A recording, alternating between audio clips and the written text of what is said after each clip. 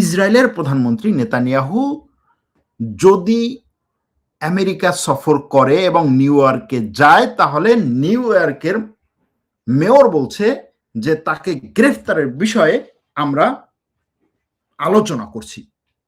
New ইয়র্কের যে আইন শৃঙ্খলা রক্ষাকারী বাহিনী আছে বা যারা এই নিরাপত্তায় থাকবে, তাদের সাথে এটা নিয়ে আলোচনা করছি। এটার ইঙ্গিত হচ্ছে যে আমরা মোটামুটি একটা ইঙ্গিত দিলাম যে নেতানিয়াহু যদি নিউ ইয়র্কে আসে তাহলে তাকে গ্রেফতার করা হতে পারে অথবা গ্রেফতার করবে। এটা তো জানেন যে হচ্ছে নিউ ইয়র্কের মেয়র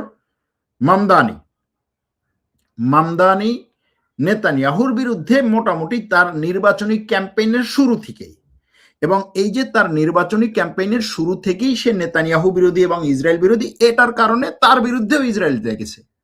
আর মামদানির আশেপাশে মুসলিম দেশের অনেক অ্যাক্টিভ লোকজন আছে যারা হচ্ছে ইসরায়েল বিরোধী, এরকম অনেক প্রচুর লোকজন আছে মামদানির আশেপাশে যারা হচ্ছে এখন নিউ ইয়র্কের এই মেয়র অফিসের বিভিন্ন ধরনের দায়িত্বে আছে। এটা ইসরায়েলও জানে। সুতরাং মামদানিকেও ইসরায়েল টার্গেট করছে যে একে কিভাবে হচ্ছে এই ক্ষমতার থেকে সরানো যায় বা একে কিভাবে হচ্ছে ভবিষ্যতের জন্য সে বড় ধরনের অ্যাকশনে না যেতে পারে সেটা আটকানো যায়। আর মামদানিও এখন যে আন্তর্জাতিক অপরাধ আদালতের যে গ্রেফতারি পরোয়ানা আছে, নিউ ইয়র্কে আসবে, আমি নিউ ইয়র্কের মেয়র হিসেবে পুলিশকে বলবো যে ঠিক আছে যাও গ্রেফতার করো, হতে পারে। তবে এটার বিরুদ্ধে আমেরিকার প্রেসিডেন্ট ডোনাল্ড ট্রাম্প বলছেন যে না, নেতানিয়াহুকে গ্রেফতার করা ঠিক হবে না। এটা হচ্ছে তার কথা, কোনোভাবেই ঠিক হবে না। কেন?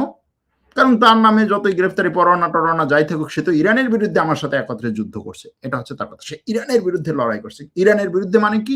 মানে হচ্ছে তাদের কথা অনুযায়ী সন্ত্রাসের বিরুদ্ধে লড়াই করছে। এর মানে হচ্ছে যেই এখন বর্তমান যে আন্তর্জাতিক সিস্টেম যেটা আপনাকে বোঝাচ্ছে সেটা হচ্ছে যে ভাই, ও যত বড় খুনি হোক না কেন, ওকে যদি আমি বলি যে ও তো সন্ত্রাসের বিরুদ্ধে লড়াই করছে, ওর খুন টুন সব বাদ, ও যদি হচ্ছে 100টা সেঞ্চুরিও করে, ধর্ষণের সেঞ্চুরিও করে, হ্যাঁ, ও যে দর্শনের সেঞ্চুরি করে, তারপর ও তো সন্ত্রাসের বিরুদ্ধে লড়াই করছে, ওরে এখন আর কোনো কিছু করা যাবে না।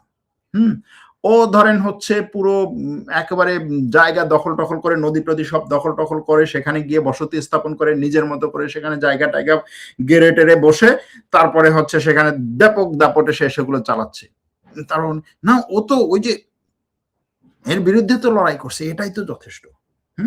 এই ধরনের ট্যাগ লাগানো আমাদের দেশে দেখি না, এই ধরনের ট্যাগ লাগানোগুলো আমেরিকা সুন্দর করে করছে।